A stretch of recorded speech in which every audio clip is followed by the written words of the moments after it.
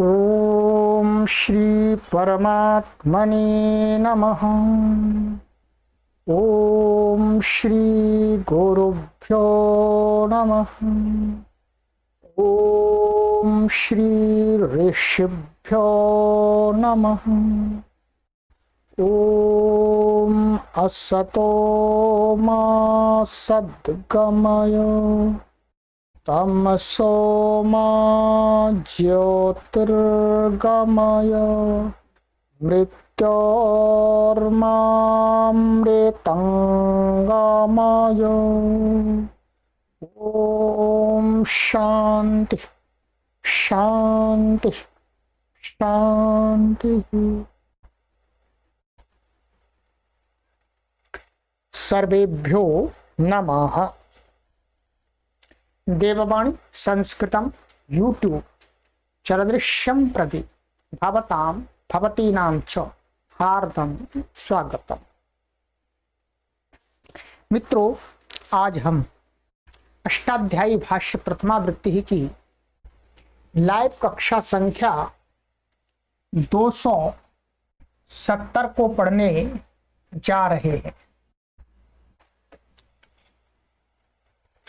गत कक्षा में मैंने आपको चतुर्थ पाद का, प्रथम अध्याय के चतुर्थ पाद का कुछ सूत्रों का सिंहावलोकन कराया था। यहां तक सिंहावलोकन हमने कर लिया था, 44 सूत्र तक कर लिया है। कर्ण कारक को हमने पूरा देख लिया। दोबारा कर्ण का कर्ण संज्ञा किस किस की होती है। आज हम इसका आगे का अवलोकन करते हैं। आगे इसके कर्ण संज्ञा थी, उसके बाद में आती है महर्षि पाणिनि के अष्टाध्यायी के सूत्रों के क्रम में अधिकरण संज्ञा, आधारोधिकरण। अधिकरण संज्ञा किसकी होती है?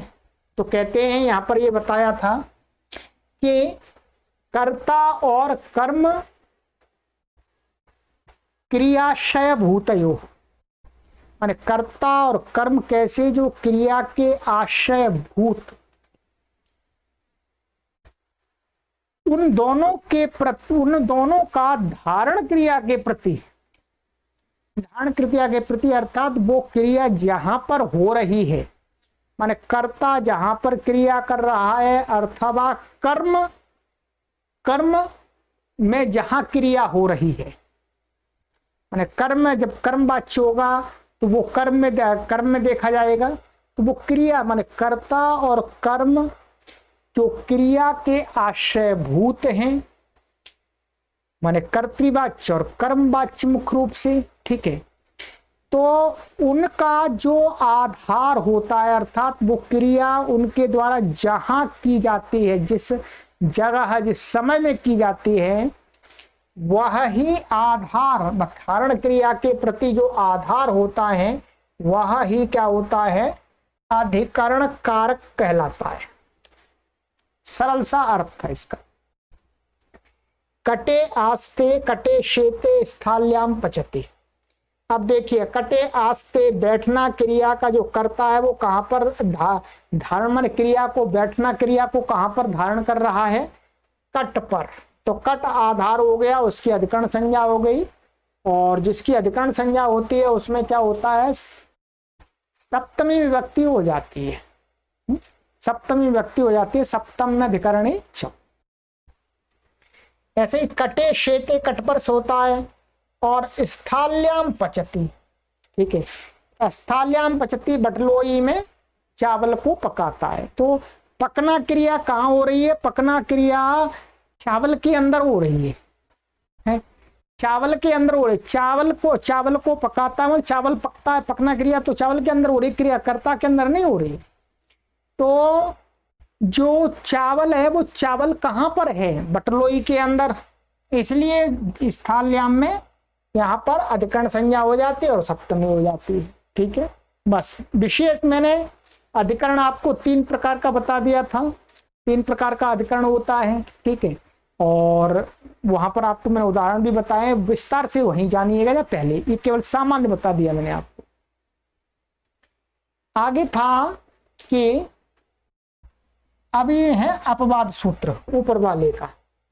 अधिशींगस्था साम कर्म, कहते हैं अधिपूर्वक शींग पूर्वक माने अधिपूर्वक शींग धातु अथवा अधिपूर्वक स्था धातु अथवा अधिपूर्वक आस धातु को यदि प्रयोग होगी तो उसका जो आधार होता है उसकी अधिकरण संज्ञा नहीं होती है, उसकी क्या होती है बोलो, कर्म संज्ञा। कर्म संज्ञा कर दी इसने, ठीक है। पूर्व वाले सूत्र से क्या प्राप्त थी, अधिकरण संज्ञा, इसने कर्म संज्ञा कर दी। तो कर्म संज्ञा होने से क्या होगा, ग्रामम अधिष्यते, तो ग्रामम की कर्म संज्ञा होने से द्वितीया हो गई, कर्मणि द्वितीया से द्वितीया हो गई। ये ध्यान रखेंगे। कहीं पर आपको ऐसा लगता है कि गांव में सोता है, गांव में बैठता है, पर्वत पर बैठता है और अधिपूर्वक आस धातु का प्रयोग हो रहा, अधिपूर्वक स्था का हो रहा, अधिपूर्वक शीं का हो रहा है, तो आपको अधिकरण संज्ञा नहीं करनी है, क्या करनी है, कर्म संज्ञा, ठीक है। चलिएगा, उदाहरण दिए हैं ये आगे, ये अपवाद हैं सारे, उसी के अपवाद हैं। अभिनिविशश्च, ये कहता है कि अभिपूर्वक और निपूर्वक यदि विश धातु का प्रयोग करेंगे तो उसका जो आधार होता है उसकी भी कर्म संज्ञा होती है, अधिकरण संज्ञा नहीं होती है। तो ग्रामम अभिनिविशते, तो कर्म में द्वितीया हो गई। उपान्ध्यां वसः, ये कहता है उपपूर्वक, अनुपूर्वक, अधिपूर्वक, आंग पूर्वक, इन उपसर्गों में से किसी उपसर्ग पूर्वक यदि वस धातु का प्रयोग करेंगे तो उसका जो आधार होगा उसकी अधिकरण संज्ञा नहीं होती है, क्या होती है, कर्म संज्ञा। उदाहरण यहां पर दिए थे आपके, ग्रामम उपवसति, सेना पर्वतम उपवसति, ग्रामम अनुवसति, ग्रामम अधिवसति, ग्रामम आवसति, ठीक है। सब जगह अधिकरण संज्ञा प्राप्त थी तो कर्म संज्ञा कर दी, द्वितीया हो गई। चलिए, ये अधिकरण संज्ञा कंप्लीट हो गई। अधिकरण संज्ञा में जो अपवाद थे वो अपवाद भी आपको बता दिए। अधिकरण संज्ञा को आपको जानना है किसकी होती है किसकी नहीं होती है, तो आप इन्हीं सूत्रों को देख लीजिए, और कहीं अधिकरण संज्ञा नहीं है। चलिएगा, अब आते हैं मित्रों कर्म संज्ञा, मुख्य। वो जो पहले वाला कर्म था वो मुख्य सूत्र नहीं है, ठीक है। मुख्य सूत्र है आपका ये कर्म संज्ञा का, कर्तुरीप्सित तमम कर्म। ये कहता है कि कर्ता क्रिया के द्वारा सबसे अधिक जिसको चाहता है तदवाची शब्द की कर्म संज्ञा हो जाती है। सरल सा अर्थ है। देवदत्ता कटम करोति, देवदत्त चटाई को बुनता है, तो बुनना क्रिया किस लिए कर रहा है, उसे चटाई प्राप्त हो जाए, ठीक है। ग्रामम गच्छति देवदत्ता, गांव को, देवदत्त गांव को जाता है, गमन क्रिया किस लिए कर रहा है, वो गांव को प्राप्त कर रहे। तो ग्राम की कर्म संज्ञा हो गई। और ध्यान देंगे जिसकी कर्म संज्ञा होती है उसमें कर्मणि द्वितीया से द्वितीया हो जाती है, ठीक है। चलिए आगे और सूत्र है,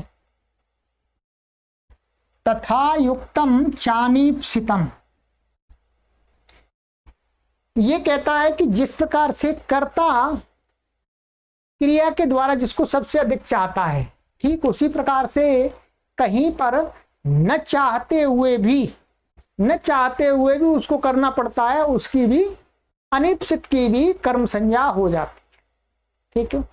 जैसे विषम भक्षयति चौरान पश्यति ग्रामम गच्छन वृक्ष मूलान उपसर्पति। तो यहाँ पर क्या, विषम भक्षयति, विष को नहीं खाना चाहता पर खाना पड़ रहा है, तो कर्म संज्ञा हो गई। ऐसे चौरान पश्यति, चौरान पश्यति, चौरों को देखता है, देखना नहीं चाहता तो भी दिख जाते हैं उसको, निकल रहे हैं तो इसकी भी कर्म संज्ञा हो गई। ऐसे ही वृक्ष मूलानी की कर्म संज्ञा इस सूत्र से होती है। गांव को जाता हुआ पेड़ों की जड़ों को भी छू लेता है, पेड़ों की जड़ों को छूना मुख्य कार्य तो नहीं है उसका, तो ये करता है। विशेष आपको पढ़ा दिया गया है। आगे है अकथितम च, ये कर्म संज्ञा करता है। ये करता है कि इस प्रकरण के अंदर जिसकी कोई संज्ञा नहीं कही है, ना कर्ता संज्ञा कही है, न कर्ता कारक भी नहीं बनाया, न कर्म कारक बनाया, ना करण कारक बनाया, ना अधिकरण कारक बनाया, न संप्रदान कारक बनाया। तो ऐसे कारक की मित्रों,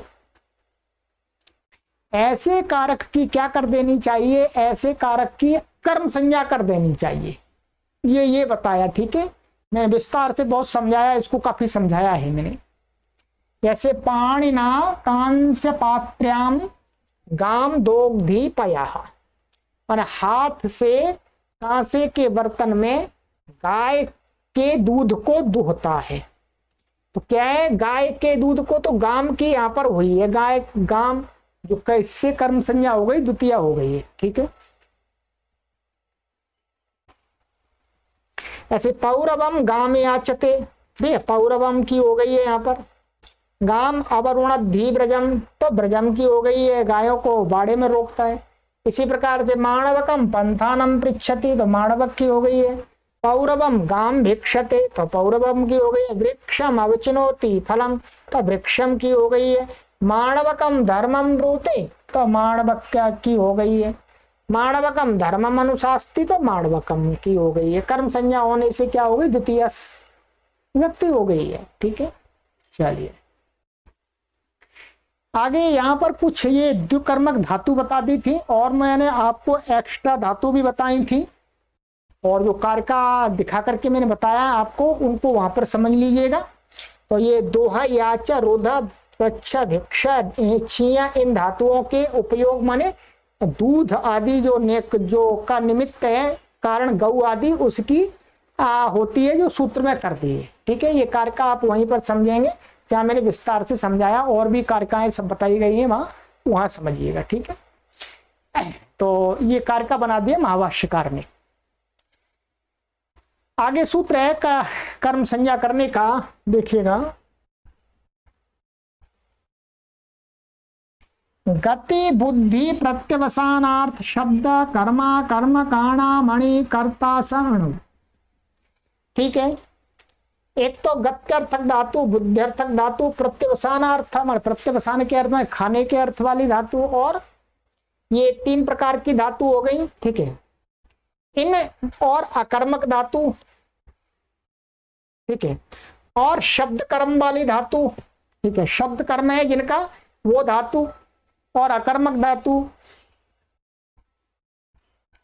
इन धातुओं से कहते हैं, इन धातुओं का अण्यंत अवस्था में, जब इणच नहीं आया है, ठीक है, क्या, जब इणच नहीं आया है, उस अवस्था में जो कर्ता होता है, क्या होता है, जो कर्ता होता है, अण्यंत अवस्था का जो कर्ता होता है इन धातुओं का, वो इणच आने पर, माने अण्यंत धातु के, इन सारी धातु अण्यंत बन जाएंगी, तो वो कर्ता क्या बन जाता है, कर्म बन जाता है। क्या प्राप्त था, कर्ता। इसमें कर्ता प्राप्त होने से इसमें कर्तृकणयोः तृतीया प्राप्त थी, तो कर्म संज्ञा कर दी तो द्वितीया हो गई है। उदाहरण इसमें सारे दे दिए थे आपको विस्तार से, आप देखेंगे, देखिएगा। एक मैं समझा देता हूं। गच्छति माणवको ग्रामम, माने माणवक बालक गांव को जाता है। ये अणिच रहित धातु है, इसका कर्ता कौन है, माणवक। जब इस धातु को अण्यंत बना देंगे तो इस कर्ता की क्या हो जाएगी, कर्म संज्ञा हो जाएगी। कर्म संज्ञा होने से कर्मणि द्वितीया से द्वितीया हो जाएगी। जैसे गमयति माणवकम ग्रामम, माने माणवक को गांव को भेजता है। तो अब माणवक की क्या हो गई थी, कर्म संज्ञा हो गई। ये वास्तव में क्या था, कर्ता था, परंतु कर्म संज्ञा कर दी, द्वितीया हो गई। यदि ये सूत्र नहीं होता तो यहाँ तृतीया होती, कर्तृकणयोः तृतीया से। इसी प्रकार से आगे सभी उदाहरणों में आपको जानना है। चलिए आगे सूत्र है ऋक्रोर अन्यतरस्याम। ऋक्रोर अन्यतरस्याम कहता है ह्री और क्री धातु, इन दोनों धातुओं का जो अण्यंत अवस्था का जो कर्ता होता है वो अण्यंत अवस्था में विकल्प करके कर्म संज्ञक होता है, पक्ष में कर्ता बना रहता है। ठीक है, जैसे हरति माणवको भारम, ये सामान्य है। अब यहाँ पर क्या, हारयति माणवकम भारम, यहाँ विकल्प से कर्म संज्ञा हो गई तो ये द्वितीया हो गई। ठीक है, इसकी भी कर्म संज्ञा है, परंतु इसकी तो कर्तृतमम कर्म से है। ठीक है, और नम्न नहीं हुई तो हारयति भारम माणवकेन इति वा, तो यहाँ पर कर्म संज्ञा नहीं हुई, कर्ता संज्ञा है। कर्ता संज्ञा होने से क्या होता है, अनभिहित कर्ता, लकार के द्वारा जो सीधा एकदम कथित नहीं करता है, ऐसा कर्ता में क्या होती है, कर्तृकर्णयुस तृतीया से तृतीया हो जाती है। इसी प्रकार से आगे क्रि धातु के उदाहरण में ये हो गया आपका कर्म संज्ञा कंप्लीट हो गई आपकी। अब आ जाइएगा कर्ता संज्ञा। ठीक है, आपको कर्म संज्ञा जाननी हो तो इन्हीं सूत्रों में देखना, कहीं इधर उधर मत जाना।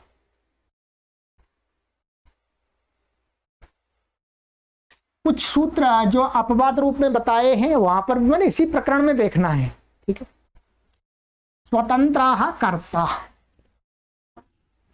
स्वतंत्र कर्ता ये कहता है कि क्रिया को करने में जो स्वतंत्र है उसकी क्या होती है, कर्ता कारक संज्ञा होती है, कर्ता कारक बन जाता है। ठीक है, करे ना करे उसकी मर्जी।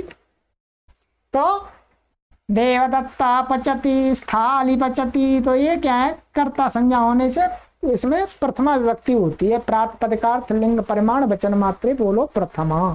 चलिए,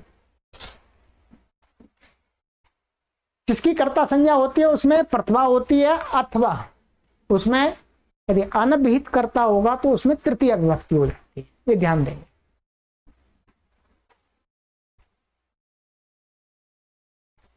तत्प्रयोजको हेतुश्च,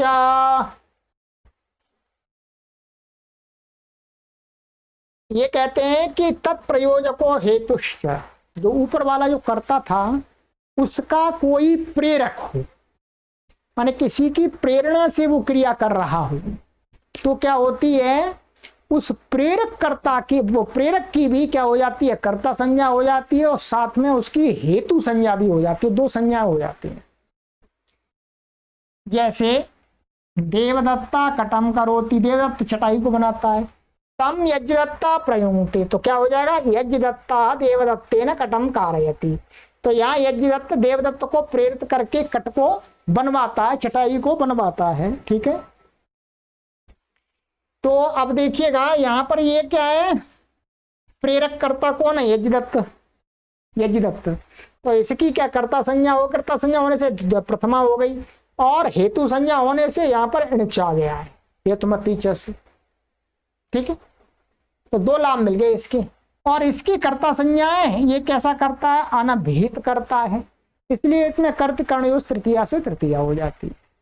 चलिए, ये हो गया मित्रों आपका कंप्लीट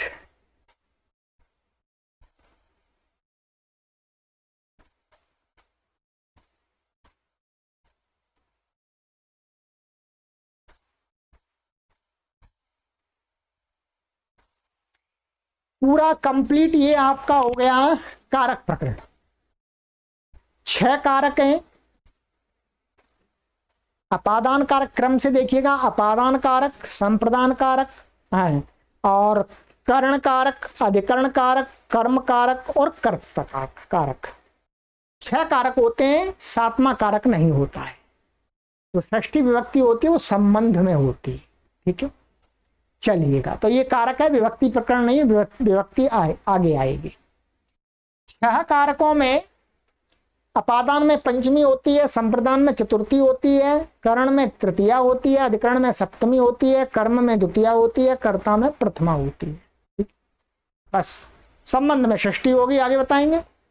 चलिए, ये हो गया। अब आ जाइएगा मित्रों, अब चलेगा नया एक प्रकरण। चलिएगा, कोशिश करते हैं आज की वीडियो में नहीं होगा तो अगली वीडियो में करेंगे सिंहावलोकन। ठीक है, तो काफी थोड़ा सा बड़ा ये पाद है। ठीक है, निपात संज्ञा प्रकरण, ये निपात चलेगी, निपात संज्ञा यहां से आरंभ हो रही है मित्रों।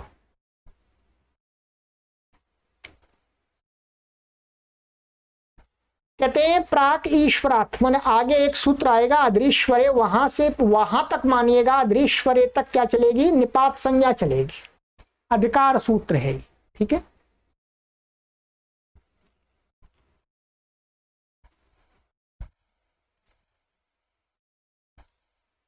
कहते हैं चादयो सत्वे, असत्ववाची माने अपदार्थवाची जो चादी शब्द हैं, चादी गण मैंने बताया था आपको, उनकी क्या हो जाती है, निपात संज्ञा हो जाती है, ठीक है। तो निपात संज्ञा होने से क्या हो जाती है, उनकी अव्यय संज्ञा हो जाती है, सुराद निपातम अव्ययम से, अव्यय संज्ञा होने से अव्यय सुपा से विभक्ति का लुक हो जाता है, सुपाधिक। प्रादय उपसर्गा क्रिया योगे, ये कहता है कि जो प्रादीय हैं, प्रादीय गण हैं, प्रादीय गण हैं, इसके अंदर 22 हैं, वो यदि क्रिया के साथ योग होगा उनका तो उसकी उपसर्ग संज्ञा हो जाती है, उन सब की, उनको ही उपसर्ग बोलते हैं, ठीक है। जैसे आपके ये हैं प्र परा अप सम अनु अव निस निर दुस दुर वी आंग नि आदि अपि अति सु उत अभि प्रति परि अपि उप। तो क्रिया का योग होने पर इनकी क्या हो जाती है, सबकी उपसर्ग नाम हो जाता है। क्रिया यदि योग नहीं होगा तो उपसर्ग नहीं बनेंगे, ये ध्यान रखेंगे आप, ठीक है। चलिए अब ये आपका ये हो गया। अब आगे निपात संज्ञांतर्गत गति संज्ञा प्रकरण। अब निपात संज्ञा भी चलेगी और गति संज्ञा भी चलेगी। गति संज्ञा आ गई आगे, ठीक है। गति संज्ञा आ गई, कहते हैं गतिश्च, ये कहते हैं कि जो प्रादी हैं 22, यदि उनकी क्रिया का साथ योग होगा तो उनकी गति संज्ञा भी हो जाती है, ठीक है, और निपात संज्ञा भी हो जाती है, ठीक है। क्या हो जाती है, गति संज्ञा भी हो जाती है, निपात संज्ञा भी हो जाती है, ठीक है। उसके सारे अपने काम हैं। और ये गतिश्च का जो है ये आगे अधिकार चलेगा इसका, आगे इसकी अनुवृत्ति चलेगी, ठीक है। तो गति संज्ञा के स्वर के प्रकार, यहाँ स्वर का मैंने विस्तार से समझाया है। यहाँ स्वर लगता है गति संज्ञा को मान करके, स्वर में विशेष प्रयोजन होता है और कुगति प्रादय से समास भी हो जाता है, ठीक है। और इस प्रकार से तो यहाँ पर इनकी प्रादियों की क्या है, प्रादया क्रिया योगे गति संज्ञकाश्च भवन्ति, माने प्रादियों की क्रिया के योग में गति संज्ञा और उपसर्ग संज्ञा भी होती है, निपात संज्ञा है ही, एक ही बात है, ठीक है। 3 संज्ञा हो गई इसकी।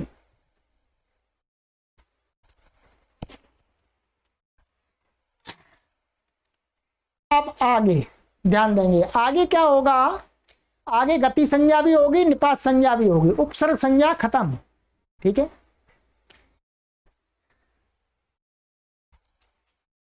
ऊर्यादिच्युडाचश्च, ऊर्यादि एक गण है और ची प्रत्यांत शब्द और डाच प्रत्यांत शब्द, इनकी क्या हो जाती है, गति संज्ञा और निपात संज्ञा हो जाती है। सरल है, ये उदाहरण यहां पर दिए। अनुकरणम चानिति परम, माने जब अनुकरण किया हुआ वाक्य बोला जाता है, ठीक है, और अनिति परम बाद में इति ना हो तो उसकी क्या हो जाती है, उसकी भी गति संज्ञा निपात संज्ञा हो जाती है। जैसे खाट कृत्य, तो खाट की हो गई, माने क्रिया का योग चलेगा, क्रिया का योग होने पर, ठीक है। आदरान आदरयो सदसती, माने आदर में सत और अनादर में असत की क्या हो जाती है, क्रिया के योग होने पर गति संज्ञा और निपात संज्ञा हो जाती है, उनके कार्य हो जाते हैं। भूषणे अलम, जो अलम शब्द है भूषण अर्थ में होगा और क्रिया के साथ योग होगा तो उसकी गति संज्ञा निपात संज्ञा हो जाती है, ठीक है। अलंकृत्या अलंकृतम, सारे वही प्रयोजन है गति संज्ञा के, स्वर आदि के समास के बस। अंतर परिग्रह, अपरिग्रह में वर्तमान जो अंत शब्द है उसकी क्रिया के योग होने पर क्या हो जाती है, गति संज्ञा और निपात संज्ञा। कणे मनसी श्रद्धा प्रतिघाते, कहते हैं कणे मनसी, ये दो शब्द हैं कणे और मनसी, सप्तम्यंत अनुकरणवाची शब्द हैं। सप्तम्यंत ये पूरे के पूरे पद ले लिए यहां पर, ठीक है। तो ये क्या है यहां पर, ऐसे कणे की श्रद्धा के प्रतिघात, माने श्रद्धा के प्रतिघात अर्थ में जब वर्तमान हो रहा हो और क्रिया के साथ योग हो रहा हो तो इन दोनों शब्दों की क्या हो जाती है, गति और निपात संज्ञा। तो कणे हत्य पया पिबती, मनोहत्य पया पिबती, ये उदाहरण समझा दिए हैं आपको। पुरोव्ययम कहते हैं पुरस जो अव्यय है उसकी भी क्रिया के योग होने पर गति संज्ञा और निपात संज्ञा हो जाती है।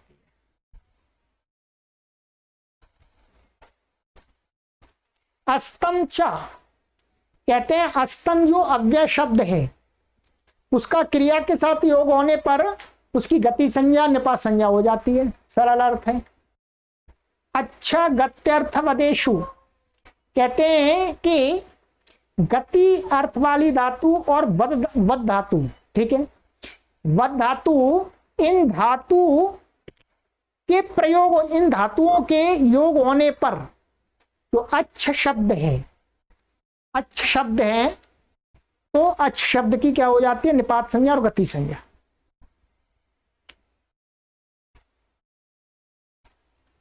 अदोनुपदेशे माने उपदेश से भिन्न अर्थ में वर्तमान जो अदह है, ठीक है, अदह शब्द और क्रिया के योग होने पर क्या हो जाती है, उसकी निपात संज्ञा और गति संज्ञा। तिरो अंतर्धव, अंतर्धव माने व्यवधान अर्थ के प्रकट होने पर, या व्यवधान अर्थ में वर्तमान क्रिया का योग होने पर जो तिरस शब्द है उसकी क्या होती है, गति संज्ञा और निपात संज्ञा। विभाषा क्रिय, यदि क्रिय धातु के साथ में, क्रिय क्रिया के साथ में यदि उसका तिरस का योग होगा, ठीक है, और व्यवधान अर्थ प्रकट हो रहा होगा तो विकल्प करके उसकी गति संज्ञा और निपात संज्ञा होती है। उपाजे न्वाजे ये दोनों विभक्ति प्रतिरूपक हैं, इनकी क्या हो जाती है, गति संज्ञा और निपात संज्ञा हो जाती है, ठीक है, क्रिया के योग होने पर। साक्षात प्रवृत्तिनी च, साक्षात प्रवृत्तिनी एक गण है, उस गण में पठित जो शब्द है उन शब्दों की क्रिया के साथ योग होने पर, क्रिय धातु के साथ योग होने पर, ठीक है, इसकी भी क्रिय धातु के साथ में योग आएगा क्रिया का, ठीक है, क्रिय की अनुवृत्ति चलेगी। तो क्रिय धातु के साथ में योग होने पर साक्षात, जो साक्षात आदि जो शब्द हैं उनकी विकल्प करके गति संज्ञा और निपात संज्ञा होती है। अनत्याधान उरसी मनसी, अनत्याधान माने अनत्याधान अर्थ में वर्तमान जो उरसी और मनसी शब्द है, या अनत्याधान अर्थ गम्यमान हो रहा हो और क्रिया के साथ, क्रिय धातु का क्रिया के साथ में योग हो तो क्या हो जाती है, इन दोनों शब्दों की विकल्प करके गति संज्ञा और निपात संज्ञा हो जाती है, सरल है, ठीक है। मध्य पदे निवचने च, ये तीनों लुप्त प्रथमांत निर्देश, ये सप्तम्यंत के विभक्ति प्रतिरूपक ले लिए, सप्तम्यंत, ठीक है। तो इनकी क्रिय धातु के योग होने पर और अनत्याधान अर्थ गम्यमान होने पर क्या हो जाता है, विकल्प करके इनकी गति संज्ञा और निपात संज्ञा होती है और गति संज्ञा निपात संज्ञा के कार्य हो जाते हैं। चलिएगा,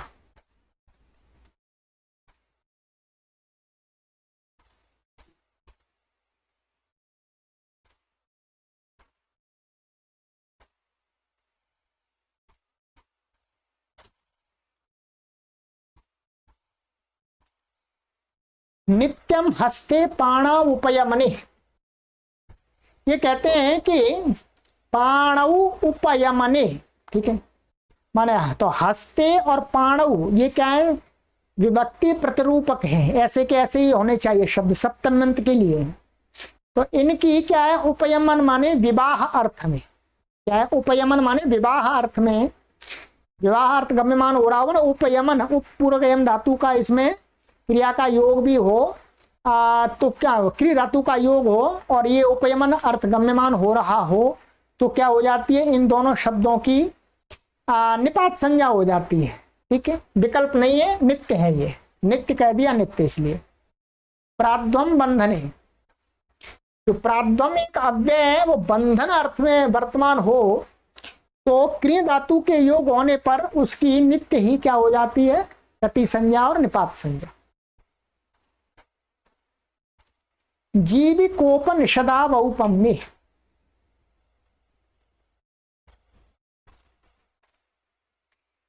जीविकोपनिषदावौपम्य, ये इसमें कहते हैं कि जीविका और उपनिषद दो शब्द हैं, ये औपम्य विषय में, उपमा के विषय में हो और क्रिया धातु का योग हो तो नित्य ही इनकी गति संज्ञा और निपात संज्ञा हो जाती है।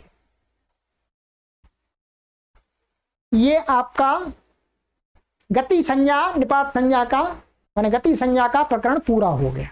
निपात चलेगा आगे, निपात तो आगे चलेगा।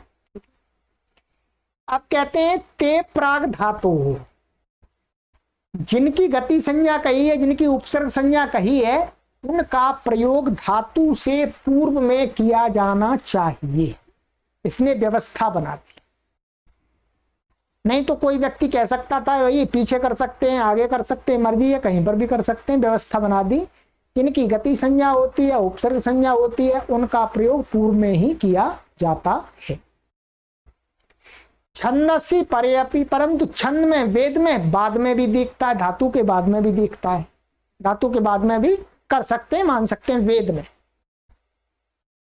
व्यवहिताश्च, कहते हैं जो गति संज्ञक और उपसर्ग संज्ञक हैं वेद में, उनका एक धातु के बाद एक दो शब्द का व्यवधान होने पर भी आगे पीछे उनका प्रयोग देखा जाता है। गति संज्ञक और उपसर्ग संज्ञक का केवल वेद में, साधु मान लेना चाहिए। ये आपकी हो गई गति संज्ञा और वो निपात संज्ञा चल ही रहा है, उपसर्ग संज्ञा का नियम भी बना दिया। ठीक है, अब आएगी एक दूसरी नई संज्ञा, निपात संज्ञा के अंतर्गत एक दूसरी तीसरी संज्ञा, कर्म प्रवचनीय संज्ञा। क्या? कर्म प्रवचनीय संज्ञा। कर्म प्रवचनीय संज्ञा, कर्म प्रवचनीय ये सूत्र है, ये कहता है, अधिकार सूत्र है, विभाषा क्री 1497 तक चलेगा। निपात संज्ञा भी होगी, कर्म प्रवचनीय संज्ञा भी होगी। ठीक है, चलेगा, ये अधिकार चलेगा। अनुर्लक्षणे, जो अनु शब्द है, प्राधिकरण में पढ़ा हुआ जो अनु शब्द है, उसकी लक्षण द्योतित होने पर, लक्षण द्योतित होने पर क्या है? उसकी कर्म प्रवचनीय संज्ञा हो जाती है, निपात संज्ञा हो जाती है। कर्म प्रवचनीय संज्ञा होने से कर्म प्रवचनीय संज्ञा के अपने काम है, विभक्ति आदि करना। ठीक है, कहीं पर द्वितीय विभक्ति का विधान है, कर्म प्रवचन की सही सप्तमी का है, वो आपको वही मैंने पढ़ा दिया है। ठीक है,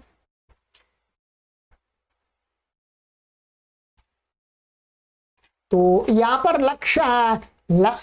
लक्षण का अर्थ है कि वो किसी को लक्षित कर रहा हो। जैसे साकल्य से संहिताम अनुप्रावर्षत, यहाँ साकल्य संहिता की समाप्ति के बाद में वृष्टि हुई। ठीक है, तो वृष्टि हुई, वृष्टि को लक्षित किया जा रहा है कि वृष्टि कब हुई? जब साकल्य संहिता का, जो साकल्य संहिता है उसका जैसे ही पाठ समाप्त हुआ वैसे ही वृष्टि हो गई। तो ये जो दोनों में संबंध बताया जा रहा है कि समाप्त साकल्य संहिता के पाठ के समाप्त होने पर वृष्टि हुई, ये अनु बता रहा है। इसलिए अनु की कर्म प्रवचनीय संज्ञा हो गई और कर्म प्रवचनीय के कारण से इसमें द्वितीय विभक्ति हो गई, कर्म प्रवचनीय युक्ते द्वितीय। चलिए तृतीयार्थ है, ये कहते हैं कि तृतीया का द्योतित होने पर, तृतीया का अर्थ होता है वास्तव में मुख्य रूप से साथ साथ। ठीक है, तो वो अर्थ द्योतित हो रहा हो तो भी अनु की कर्म प्रवचनीय संज्ञा हो जाती है। जैसे नदीम अन्न वसिता सेना, नदी के साथ साथ बसेना बस रही है। ही ने, हीने, कहते हैं हीन अर्थ के द्योतित होने पर अनु की कर्म प्रवचनी संज्ञा और निपात संज्ञा होती है। हीन तो आप जानते हैं न्यून। उपोदिके च, कहते हैं हीन अर्थ अथवा अधिक अर्थ द्योतित हो रहा हो तो उपसर्ग का उप से अधिक और हीन अर्थ द्योतित हो रहा हो तो उसकी भी कर्म प्रवचनी संज्ञा निपात संज्ञा हो जाती है उप की। उदाहरण सारे दिए हैं, ठीक है। अपरिवर्जने, अप और परि ये दो उपसर्ग, उपसर्ग नहीं है, बस दो शब्द, उपसर्ग संज्ञा तो पहले होगी। यदि ये वर्जन अर्थ में वर्तमान हो तो इनकी क्या हो जाती है, निपात संज्ञा और कर्म प्रवचनीय संज्ञा, ठीक है। उदाहरण दिए, अपत्रिगर्तेभ्यो वृष्टो देवा परित्रिगर्तेभ्यो वृष्टो देवा। त्रिगर्त देश को छोड़ करके वृष्टि हुई अथवा त्रिगर्त देश तक वृष्टि हुई। आंग मर्यादा वचने, ठीक है। हाँ, इसका ये त्रिगर्त देश को छोड़ करके वृष्टि हुई, इसका ये अर्थ। आंग मर्यादा वचने, मर्यादा और अभिविधि अर्थ में वर्तमान जो आंग उपसर्ग है उसकी क्या हो जाती है, निपात संज्ञा और कर्म प्रवचनी संज्ञा। ये बता दिया था, तेन बिना मर्यादा तेन सह अभिविधि, ये लिखा दिया था मैंने। चलिए आगे, लक्षण इत्थम भूताख्यान भाग वीप्सासु प्रतिपर्य नभः। लक्षण इत्थम भूताख्यान भाग वीप्सा, इन अर्थों में वर्तमान ये प्रति परि और अनु, ये जो शब्द हैं इनकी क्या हो जाती है, कर्म प्रवचनीय और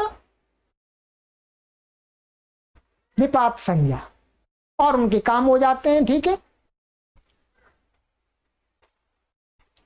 तो लक्षण आपको पता ही है, लक्षण माने किसी के द्वारा लक्षित किया जा रहा हो, ठीक है। इत्थम भूताख्यान का अर्थ है इस प्रकार के लक्षण को प्राप्त हुआ, इस प्रकार को जो था नहीं है, जैसे मैं कुर्ता पहन लिया तो कुर्ता वाले रूप को प्राप्त हो गया, ठीक, इस प्रकार का। और भाग माने हिस्सा, वीप्सा माने व्याप्ति। इन अर्थों में वर्तमान ये जो शब्द हैं प्रति परि अनु, इनकी क्या हो जाएगी, कर्म प्रवचनीय और निपात संज्ञा। अभिर्भागे, भाग अर्थ को छोड़ करके बाकी के लक्षण इत्थम भूताख्यान और वीप्सा, इन अर्थों में वर्तमान जो अभी होगा उसकी भी कर्म प्रवचनीय और निपात संज्ञा हो जाएगी। प्रति ही प्रतिनिधि प्रतिदान योग, माने प्रतिनिधि अर्थ और प्रतिदान अर्थ में द्योतित होने पर प्रति शब्द की क्या हो जाती है, कर्म प्रवचनीय संज्ञा और निपात संज्ञा। अधिपरि अनर्थकौ, माने अधि और परि ये दोनों कैसे होने चाहिए, अनर्थक, अर्थात इनके आने पर, इनके हटने पर कोई अर्थ का परिवर्तन नहीं होता है धातु में। तो ऐसे अधि और परि जब प्रयोग होंगे तो उनकी क्या हो जाएगी, कर्म प्रवचनीय संज्ञा और निपात संज्ञा। सुह पूजायाम, माने जो सु शब्द है पूजा अर्थ के पूजा अर्थ में वर्तमान होगा तो उसकी भी क्या हो जाएगी, कर्म प्रवचनीय संज्ञा और निपात संज्ञा। अतिक्रमणे च, अति जो शब्द है उसकी अतिक्रमण अर्थ के गम्यमान होने पर अथवा अतिक्रमण अर्थ में वर्तमान होने पर उसकी कर्म प्रवचनीय संज्ञा और निपात संज्ञा हो जाती है। अपि ही पदार्थ संभावनान्वसर्गगर्हा समुच्चयेषु, अपि शब्द है, ये ध्यान देंगे, ये हैं तो वही प्रादि वाले, परंतु इनकी उपसर्ग, इनको उपसर्ग मत बोलिएगा, ये शब्द बोलिएगा इनको।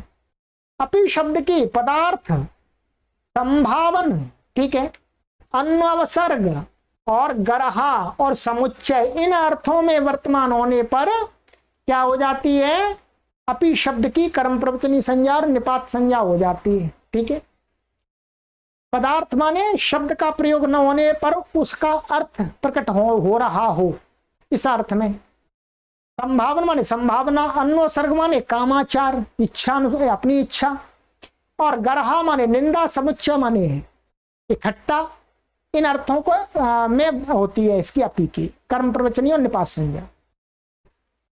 अधरीश्वरे, ईश्वर, ईश्वर का अर्थ है स्वामी और स्व। इन दो अर्थों में वर्तमान जो अधि है उसकी कर्म प्रवचनी संज्ञा और निपात संज्ञा हो जाती है। विभाषा क्री कहते हैं, विभाषा क्री, क्रिय धातु के बाद में प्रयोग होने पर जो अधि उपसर्ग है, जो अधि शब्द है, उसकी क्या हो जाती है, कर्म प्रवचनी संज्ञा निपात संज्ञा विकल्प से होती है, विकल्प से होती है। जैसे यदत्र माम अधिकरिष्यति, ठीक है, और ये यदत्र माम अधिकरिष्यति तो विकल्प करके एक बार हो गई, एक बार नहीं है, एक बार हो गई तो कर्म प्रवचनी संज्ञा के कार्य हो गए, नहीं हुई है तो नहीं हुई है, नहीं कार्य हुए, दो उदाहरण बन गए। ये आपकी गति से निपात संज्ञा और कर्म प्रवचनी संज्ञा पूरी समाप्त हो गई। निपात संज्ञा बहुत लंबी संज्ञा हुई, निपात संज्ञा के अंतर्गत आप क्या उपसर्ग संज्ञा भी आ गई, गति संज्ञा भी आ गई, कर्म प्रवचनी संज्ञा भी आ गई, ठीक है। चलिएगा, लह कर ल प्रकरण, ला परस्मय पदम, ल के स्थान में जो प्रत्यय आते हैं तो मुख्य रूप से 11 प्रत्यय बता दिए थे, क्योंकि आगे 11 की आत्मनिपद संज्ञा होती है। तो इसमें टिप, तस, झी, सिप, थस, था, मिप, वस, मस, क्षत्रि, पशु, इन 11 प्रत्ययों की क्या होती है, परस्मय पद संज्ञा। और तंगाना आत्मने पदम, ये ता, आताम, झा, थास, आथाम, ध्वम, इट, वही, महिम, आन माने शानच और कानच का ये दो है, ठीक है। इन 11 प्रत्ययों की क्या हो जाती है, आत्मनेपद संज्ञा। ये सब ल के स्थान में माने लकार के स्थान में आते हैं, इसलिए, ठीक है। चलिएगा, सरल है, तो आपको बहुत बार पढ़ा दिया। समाप्ति की ओर चल रहे हैं मित्रों। तिंगस त्रीणी त्रीणी प्रथम मध्यम उत्तमा, कहते हैं कि जो ऊपर वाले जो प्रत्यय हैं तिप्तसादितादि, इनकी तीन की प्रथम संज्ञा, दूसरे 3 की मध्यम संज्ञा और तीसरे 3 की उत्तम संज्ञा। ये 3 संज्ञाएं इस सूत्र से होती हैं, प्रथम मध्यम उत्तम। चलिए, तान्येक वचन द्विवचन बहुवचनान्येक शह, ठीक है। कहते हैं उन्हीं जो तिप हैं, जो तिप प्रत्यय हैं, उनकी क्या हो जाती है, क्रमशः एक वचन द्विवचन बहुवचन, एक वचन द्विवचन बहुवचन, इस प्रकार से होती चली जाती है, ठीक है। जैसे ये देखा, तिप एक वचन, तस द्विवचन, झी बहुवचन, इसी प्रकार से आगे भी जानना है। सुपाहा, जो सुप 21, उनकी भी एक वचन द्विवचन बहुवचन, एक वचन द्विवचन बहुवचन, क्रमशः 3 की इस प्रकार से होती चली जाती है, माने एक वचन द्विवचन बहुवचन, एक वचन द्विवचन बहुवचन, इस प्रकार से क्रमशः होती है। विभक्तिश्चा, कहते हैं सुप और तिंग, सुप और तिंग है, सुप 21 प्रत्यय और तिंग 18 है। इनके कहते हैं 3 के जोड़े की विभक्ति संज्ञा हो जाती है। क्या हो जाती है, विभक्ति संज्ञा। विभक्ति संज्ञा होने से विभक्ति संज्ञा के अपने जो कुछ निषेध के अथवा विधि के जो कार्य हैं वो हो जाते हैं। युष्मद्युपपदे समानाधिकरणे स्थानिन्यपि मध्यमः, युष्मद शब्द के उपपद रहने पर क्या कहते हैं, मध्यम पुरुष होता, मध्यम पुरुष के प्रत्यय होते हैं धातु से लकार के स्थान में। और कहते हैं स्थानिन्यपि माने मध्यम शब्द के, वो युष्मद शब्द के प्रयोग ना होने पर भी और होने पर भी वाक्य में, परंतु उसका अर्थ होना चाहिए, क्रिया के साथ में संबंध होना चाहिए अर्थ का, तो मध्यम पुरुष के प्रत्यय हो जाते हैं धातु से लकार के स्थान में। जैसे तुम 85, यहां पर युष्म त्वम का प्रयोग है, और पचसी या नहीं अप्रयुज्यमाने भी न प्रयोग होने पर भी हो जाता है। ठीक है, ये विस्तार से मैंने समझा दिया। प्रहासे च मन्योपपदे मन्यते रुत्तम एकवच्च, इसका अर्थ मैंने आपको ठीक करा दिया है, पुस्तक में गलत था वो ठीक करा दिया मैंने आपको। ये कहते हैं यदि उपहास गम्यमान हो रहा हो और मन्य धातु उपपद में है जिसके ऐसी कोई अन्य धातु हो है, तो कहते हैं उस धातु से उत्तम की प्राप्ति हो तो उसमें मध्यम कर देते हैं और मन्य, ठीक है,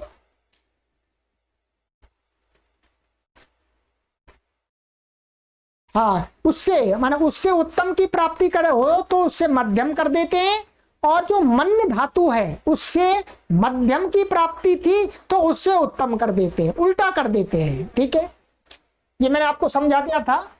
ए ही मन्ये ओदनम भोक्ष्यसे, इस उदाहरण में क्या था, इसका अर्थ है ए ही मन्ये ओदनम भोक्ष्यसे, उपहास गम्यमान हो रहा है कि अच्छा जी तुम ऐसा मानते हो, तुम ऐसा मानते हो, उसका तुम के साथ में तुम के साथ में है, तुम ऐसा मानते हो कि मैं ओदन खाऊंगा, इसका अहम के साथ में है।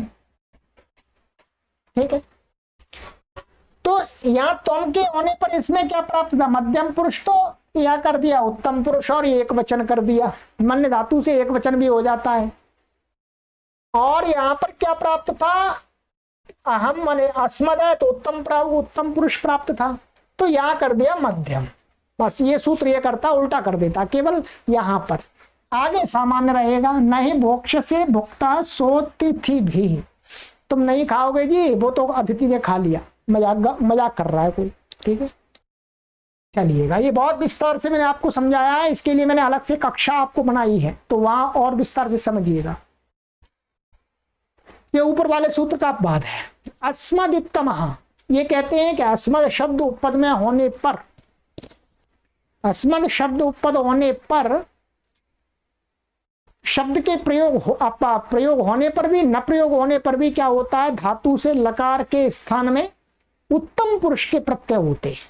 ठीक है, जैसे अहम पचामी, मैं पकाता हूं, और पचामी मैं पकाता हूं, या प्रयोग नहीं है अहम का तो भी हो गया। ठीक है, शेषे प्रथमा, शेषे प्रथमा ये कहता है कि मध्यम और उत्तम जहां नहीं है वहां पर शेष, वहां पर कर शेष प्रथम पुरुष हो जाता है। ठीक है, बाकी का विशेष था वो मैंने समझा दिया था। जैसे पचती, पचता, पचंती मध्यम का नहीं है योग। ठीक है, सामान्य कोई शब्द हो चाहे नहीं हो, इससे कोई लेना देना नहीं है, पर इसमें मध्यम और उत्तम माने युष्मद और अस्मद शब्द का योग नहीं है, बस उनका प्रयोग नहीं है, इनका प्रयोग हो जाएगा तो फिर उनके अनुसार होगा। ठीक है, तो इसलिए शेष में प्रथम पुरुष के प्रत्यय आ गए, पचती, पचाता, पचता, पचंती। ठीक है, चलिएगा, ये कंप्लीट हो गया। परह सन्निकर्षः संहिता, ये कहते हैं कि वर्णों के अत्यंत सामीप्य को माने अर्धमात्रा से अधिक का व्यवधान न होने पर वर्णों की क्या हो जाती है, संहिता संज्ञा। संहिता संज्ञा होने पर उनके संहिता के अधिकार में जो कार्य कहें वो हो जाते हैं। अंतिम सूत्र है मित्रों, चलिएगा, नैया पार मैंने कर ही दिया, आपकी कक्षा बड़ी हुई फिर भी कोई बात नहीं। विरामोवसानम, जिस वर्ण के द्वारा शब्द का विराम लग रहा हो, शब्द की समाप्ति हो रही हो, तो कहते हैं उसकी अवसान संज्ञा हो जाती है। ये मैंने बताया था, उसकी अवसान संज्ञा हो जाती है किसकी, अंतिम वर्ण की, शब्द के अंतिम वर्ण की, जिससे शब्द का विराम हो रहा हो, समाप्ति हो रही हो। अथवा दूसरा अर्थ एक बताया था मैंने कि वर्णों का अभाव जहां पर है, माने शब्द के अंतिम वर्ण के बाद जो वर्णों का अभाव है, कुछ है ही नहीं, उसकी अवसान संज्ञा हो जाती। ठीक है जी, दोनों प्रकार से मैंने आपको समझाया था मित्रों। ये मैंने आपके आवृत्ति करा दी है प्रथम अध्याय की, प्रथम अध्याय के चौथे पाद की मित्रों। अब मैं आगे आपको अगली कक्षाओं में सूत्रों पर मोटा मोटा फोकस डाल करके 3 पादों के सूत्रों के मुख्य रूप से प्रकरण बता दूंगा कि 3 पादों में ये प्रकरण आए। ठीक है, चलिए आगे की कक्षा में मिलते हैं और परीक्षा की तैयारी कीजिएगा अपने अनुसार। ठीक है, सर्वेभ्यो नमः।